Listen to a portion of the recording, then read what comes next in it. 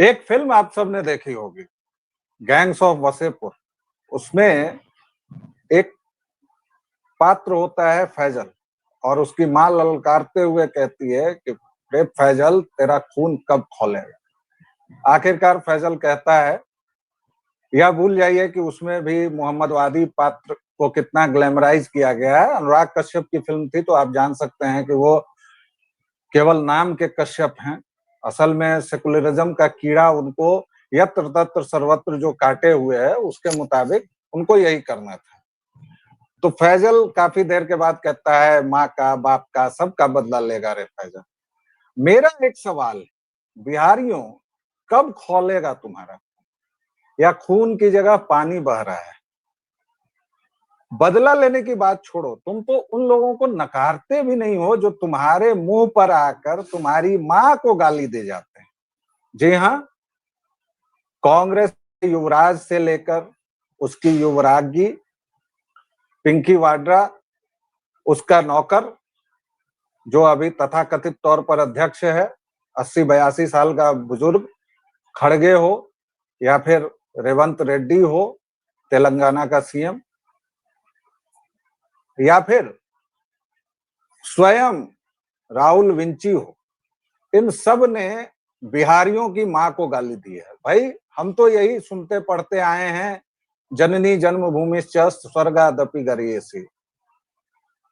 और अगर आपकी जमीन को, आपकी मिट्टी को, आपकी भूमि को कोई गाली दे रहा है, तो वह सीधे सीधे आपकी मां को गाली दे रहा है। इसके बावजूद मुझे बिहारियों के डीएनए पर आश्चर्य होता है। ये तो रेवंत रेड्डी ने सचमुच सही कहा है कि बिहारियों का डीएनए ही खराब है, वरना उन्होंने आपकी मां को गाली दी है। मुझे याद है कि जेएनयू में जब मैं पढ़ने गया था, तो वहां बिहारियों और जाट भाइयों के बीच अक्सर बवाल इस बात पर होता था, क्योंकि जाटों के लिए एक शब्द जो है वो गाली होती ही नहीं थी, या दिल्ली वालों के लिए बहन को लेके वो लोग इतने कैजुअल होते थे, और बिहारियों के लिए वो मान सम्मान, जीने मरने का प्रश्न होता था। और इस पर कई बार हॉस्टल में मारपीट हुई। उसके बाद स्थापित हो गया कि भाई बिहारियों को ये नहीं कहना है। बेचारे जाट भाई दिल्ली वाले, जाट गुजर जो भी पंजाबी दिल्ली वाले थे, तो वो मार खाते हुए पूछते थे, बीप, मैंने गाली कब दी, बीप। मतलब उन्हें, उनके लिए ये गाली थी ही नहीं, और बिहारियों के लिए वो गाली थी। आज बिहारियों को क्या हो गया है कि वह आज दरभंगा में है, विषधर राहुल, और उसकी रैली भी लोग पीछे चले जा रहे हैं। क्या ये अच्छा ना होता कि कल रेवंत रेड्डी को 2 जूते लगा दिए जाते? क्या ये अच्छा होता कि पिंकी वाड्रा पर कल जूतों की माला फेंक दी जाती? क्या ये अच्छा ना होता कि उस बूढ़े नौकर पर स्याही या कोलतार फेंक दिया जाता? आखिर बिहारियों का आत्मसम्मान कब जागेगा? देवियों और सज्जनों, दर्शकों, मित्रों, श्रोताओं, आप लोग व्यालोकवाणी देख रहे हैं, आप सभी का स्वागत है। हमारे साथ हैं आचार्य आनंद कुमार। आनंद जी, बहुत स्वागत है आपका। कब खुलेगा बिहारियों का खून, इसी से शुरू करेंगे। देखिए, इस मामले में हम हमेशा कहते हैं कि केजरीवाल ने बहुत सारी नई परंपराएं शुरू कर दी हैं। ठीक है, तो ये जो थप्पड़ खाना, स्याही अपने ऊपर फिकवा लेना, ये मार पिटाई अपने साथ ही करवा लेना, ये सब जो होता है, ये सब शौक जो है, ये केजरीवाल ने कर करके कैसे लाइमलाइट में रहा जाता है, ये लोगों को सिखा दिया है। और नए वाले जो नेता हैं या पुराने नेता भी जो हैं, वो उसके इस नए नुस्खे से सीख कर, कॉपी करके और उसका फायदा उठाना चाहते हैं। तो मुझे संभावना इसी बात की लगती है कि कुछ ऐसा कर दें कि मेरे ऊपर स्याही फेंक दी जाए या जूता फेंक दिया जाए, क्योंकि बिहार में जूता फेंका नहीं जाता किसी नेता पर, ऐसा नहीं होता। जो बड़े कांग्रेसी नेता हुआ करते थे किसी दौर के, स्वयं नेताजी जिनका नाम होता है सुभाष चंद्र बोस, वो गांधी मैदान में भाषण दे रहे थे और उनके ऊपर कांग्रेसियों ने, उस समय वो खुद भी कांग्रेस में थे, और जो लोग जूते उन पर फेंक रहे थे वो भी कांग्रेसी ही थे। तो जब खूब सारे जूते उनको पड़ गए, तो वो जूते अपनी शॉल में समेट करके ले गए, और सदाकत आश्रम में उस समय राजेंद्र बाबू थे, तो राजेंद्र बाबू को दे आए कि ये लीजिए, शॉल में मैं समेट करके कांग्रेसियों के जूते ले आया हूं, जिनके जिनके हों वापस करवा दीजिएगा। तो उनका मैं कांग्रेसियों के जूते आपके लिए वापस ले आया हूं, तो राजेंद्र बाबू को जूते मारने का उनका ये स्टाइल था। बंगाली थे तो मैथिल ब्राह्मणों से कोई कम महीन नहीं थे। तो इस तरह से ये जो कांग्रेसी परंपरा रही है जूते चलाने और चलवाने की, तो ये लंबे समय से चलती आ रही है। इसीलिए उसी क्रम में इसको भी जोड़ करके आप देख सकते हैं, हो सकता है कि इरादा उनका ही रहा हो। तो संभावना है कि एक दो दिन में आपको ये होता हुआ भी दिख जाए, कोई ना कोई कर बैठे, और फिर आप जांच करके देखेंगे तो पाएंगे कि पुराना कांग्रेसी कार्यकर्ता था, बाप भी उसका कांग्रेसी कार्यकर्ता था, चाचा वगैरह भी कांग्रेसी थे। तो संभावना मुझे उसी लेकिन मैं बात की यहाँ लगती है। कांग्रेसियों की बात नहीं कर रहा हूँ आनंद ब्रो, मैं सीधा पूछ रहा हूँ बिहारियों का खून क्यों नहीं खौलता है? मतलब इतना अपमान, माँ को गाली, और उसके बाद आप उसी में जय जवान जय किसान टाइप लगा रहे हैं नारा। भाई वो लाल बहादुर शास्त्री थोड़े नहीं, ना है। आदत की भी तो बात होती है ना, आदत की भी बात होती है। अब आप जैसे खुद ही दिल्ली का बता रहे थे, तो दिल्ली के लोगों को वही गाली गाली क्यों नहीं लगती, वो सामान्य सा शब्द क्यों लगता है? तो जी नॉर्मलाइजेशन की प्रक्रिया कहते हैं इसको। अब जैसे आप काफिर शब्द सुनिए, काफिर शब्द या बुतपरस्त शब्द जो होता है, ये बेइज्जत करने के लिए इस्तेमाल होने वाला शब्द है, बुरा बताने जी वाला शब्द है, कोई अच्छा शब्द तो है नहीं।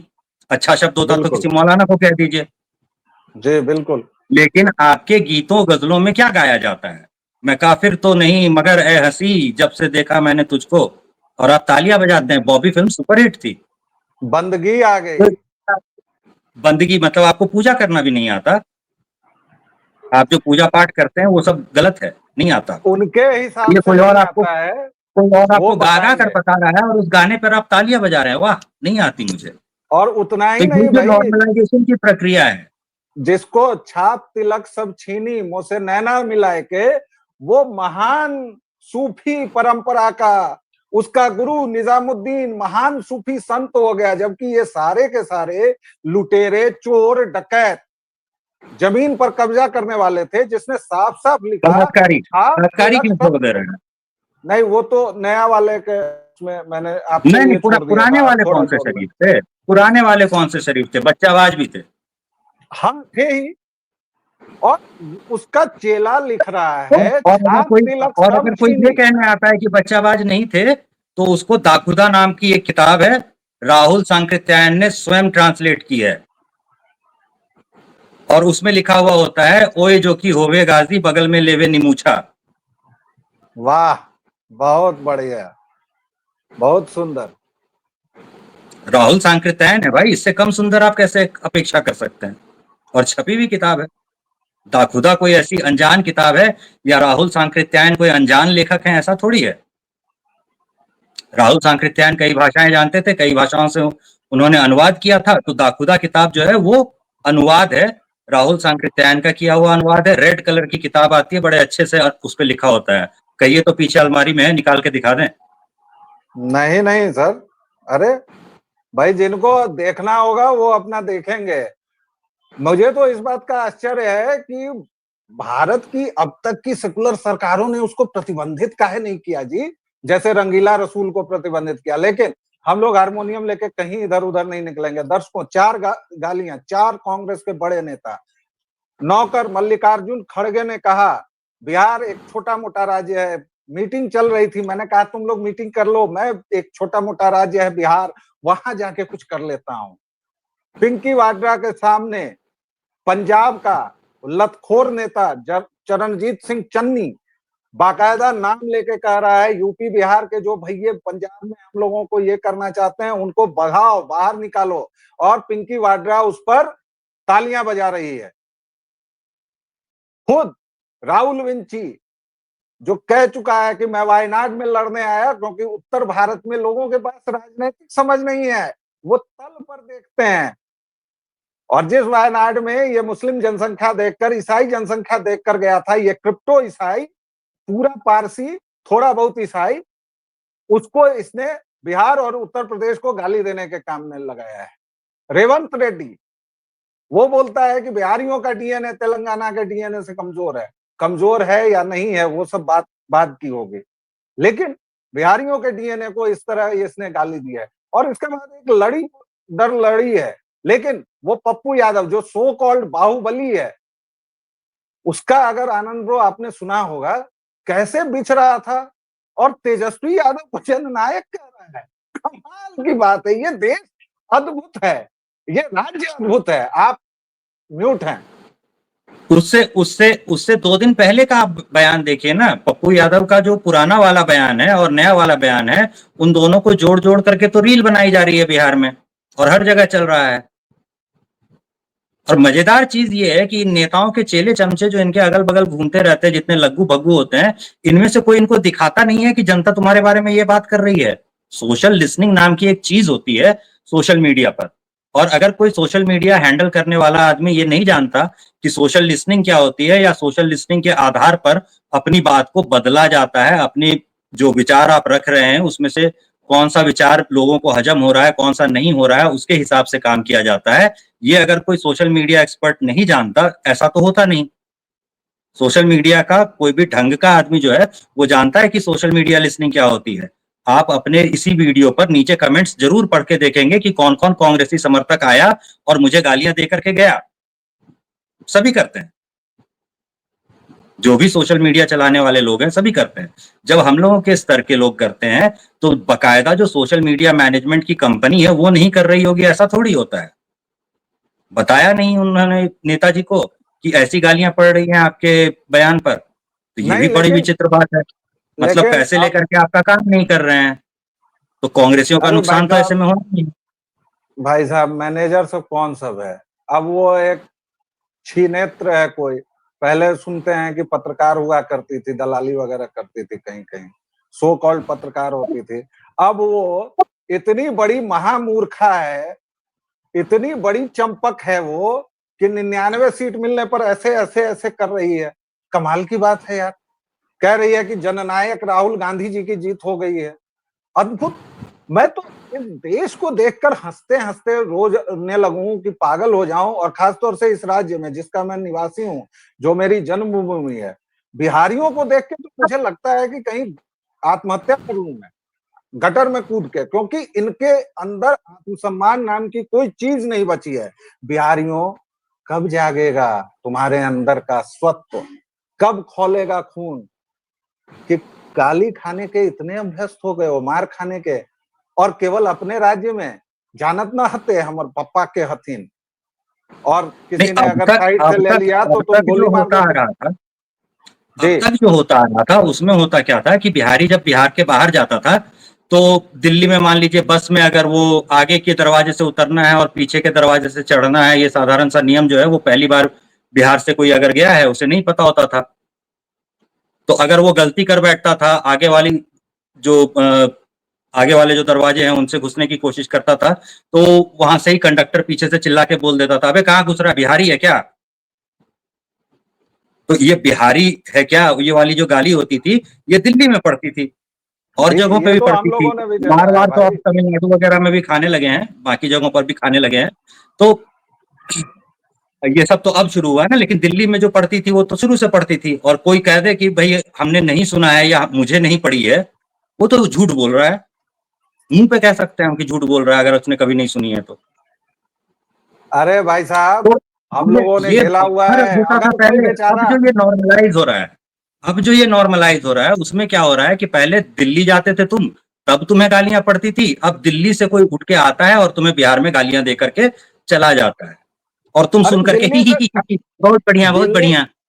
दिल्ली से नहीं साहब, तेलंगाना से आ रहा है, कोई कर्नाटक से आ रहा है। पिंकी तो खैर चलिए दिल्ली से आ रही है, और राहुल, लेकिन और मैंने तो ये भी सुना है कि वो ईसाई मुख्यमंत्री स्टालिन भी आने वाला है। वो यदमुल्ला, मौलाना मुल्लायम का कुपुत्र या सुपुत्र, जो भी कहिए, सुपुत्र मुल्लायम ही का, है, जैसे जैसे मौलाना उसके का कर्म बेटा थे तो उसके हिसाब से तो सुपुत्र ही है। सुपुत्र ही होगा। हाँ, सुपुत्र ही है। वो भी आने वाला है। मजे की बात है कि जनता पलक पावड़े बिछाई हुई है। माँ की गाली सुनकर भी बिहारियों का खून नहीं खौल रहा है। आनंद ब्रो, आप शायद म्यूट हैं। नहीं, हटा दिया म्यूट। तो यहाँ सवाल ये है कि इतनी बार गालियां खा चुके हैं कि गालियां खाने की आदत पड़ गई है, गालियां नॉर्मलाइज अब इस कदर हो रही हैं कि आपको बिहार में आके कोई गालियां देके चला जा रहा है और उसके बावजूद आपका खून नहीं खौल रहा। मार के भगाना कुछ लोगों को जरूरी होता है, इसके अलावा उनका कोई इलाज नहीं होता।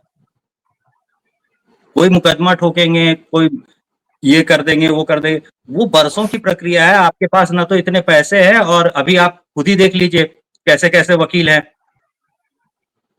तो एक संजय साहब थे जिनके ऊपर मुकदमा करवाया गया, तो मुकदमा करवाने के लिए जो एफआईआर था, एफआईआर ही क्वॉश हो गया। क्वॉश करवाने वाले वकील कौन है? तो कांग्रेस के सांसद है। तो ऐसे ऐसे सिब्बल है वकील है कि उनके पास, तो मुकदमा सिब्बल करके है आपको कुछ मिलेगा ऐसा तो होने वाला नहीं है। आपको सिब्बल अपने है हाथ से ही कि करना पड़ेगा। सिब्बल है कि अभिषेक मनु सिंघवी है, कौन है? ना, दोनों में से कोई नहीं है, तीसरे हैं। कौन? कांग्रेस के पास कोई कमी नहीं है वकीलों की, आप लंबी लिस्ट है, सर्च करने दीजिए लोगों को। कांग्रेस नहीं के सांसद है, बता देते हैं एक बार। वो तो खैर पब्लिक को सर्च करने दीजिए, मत बताइए, नाम मत बताइए, खोजने ठीक दीजिए। है, वो तो खैर भाजपा के भी पास वकीलों की कमी नहीं है। 1 लाख तो पदाधिकारी हैं, पता नहीं कौन सी भांग पी के सोए हुए हैं। और सुप्रीम कोर्ट तो खैर एक अलग मसला है हम लोगों का। उसने तो जो जो कांड किए हैं अभी हाल फिलहाल में, फिर से उस पर हम लोग शाम में बातचीत करेंगे। अभी फिलहाल बिहारियों की इस पूरी कथा का, इस पूरी गाथा का, इसको कंक्लूड कीजिए आनंद भाई। देखिए, सबसे पहले तो आपको अपनी रीढ़ की हड्डी आपके अंदर ही मौजूद है, ये चीज साबित करनी पड़ेगी। ये जो केंचुआ वाला व्यवहार होता है, केंचुआ से यहाँ मेरा मतलब केंद्रीय चुनाव आयोग नहीं है, क्योंकि केंद्रीय चुनाव आयोग भी जो है वो मुकदमा नहीं कर पाया है, तो केंचुआ ही है। उसी की जी तरह आप ही केंचुआ हो जाइए, रीढ़ वहीन। कोई आए और आपको मछलियों का आहार बनाने के लिए अपनी बंसी में फंसाए और टांग दे तालाब में, इतने के ही लायक रह जाइएगा फिर तो।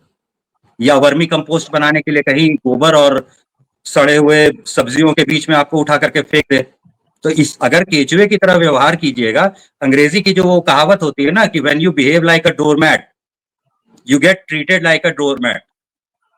आप डोरमैट, वो जो जमीन पे जूता पोंछने के लिए दरवाजे के बाहर बिछाया रहता है, उसकी तरह जब आप बिहेव करेंगे तो लोग आप में जूता पोंछ करके तो जाएंगे ही। तो बर्ताव बिहारियों को अपना सुधारना पड़ेगा, बताना पड़ेगा कि भैया ये नहीं चलेगा। तुम ये बोल जाओगे बिहार में कि यह छोटा मोटा राज्य है, 12 करोड़ का राज्य भाई, 12 करोड़ लोगों का राज्य, सबसे तेज ग्रोथ है जीडीपी की, पूरे नेशनल एवरेज से ऊपर है, और इसको तुम कह रहे हो छोटा मोटा राज्य।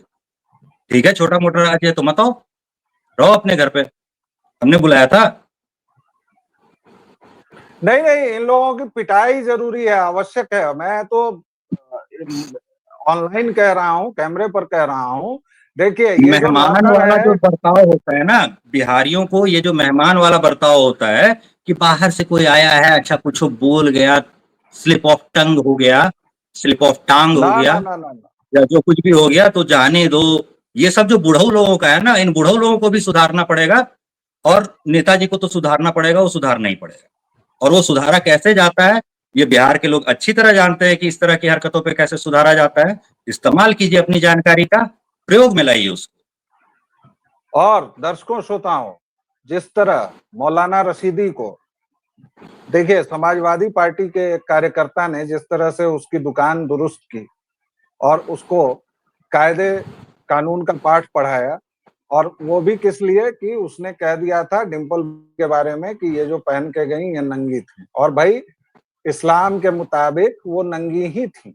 अगर उनका सर नहीं ढका है, बुरके में वो नहीं है, केवल आंखें नहीं, और अब तो आंखों पर भी जाली लगा देते हैं भाईजान लोग, तो वो उसने एक मेटाफर दिया, लेकिन उस पर भी पिटाई हो गई। और यहाँ तो सीधे सीधे बिहारियों, तुम्हारी माँ को गाली दी जा रही है। ये कांग्रेसी लतखोर बार बार गाली दे रहे हैं और खुलेआम घूम रहे हैं।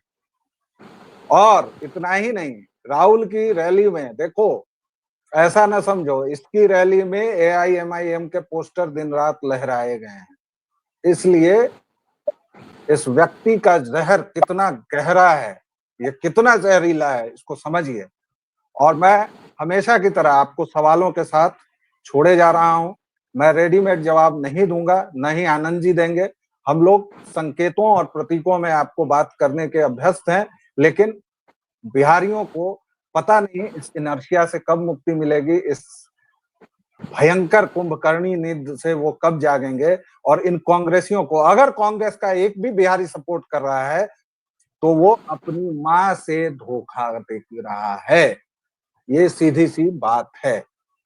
फिलहाल के लिए इतना ही। एक छोटे से विराम के बाद फिर हाजिर होंगे। तब तक के लिए आप व्यालोकवाणी पर अपना स्नेह और प्रेम इसी तरह बरकरार रखें। प्लीज लाइक, शेयर और सब्सक्राइब करें, दूसरों को बताएं, ताकि हमारी बातें ज्यादा से ज्यादा जगह तक पहुंच सके। आनंद ब्रो, आपका बहुत बहुत स्वागत, बहुत बहुत धन्यवाद, आभार, आपने हमें समय दिया। फिर मिलते हैं। चलिए, तब तक के लिए जय सिया राम। जय श्री राम।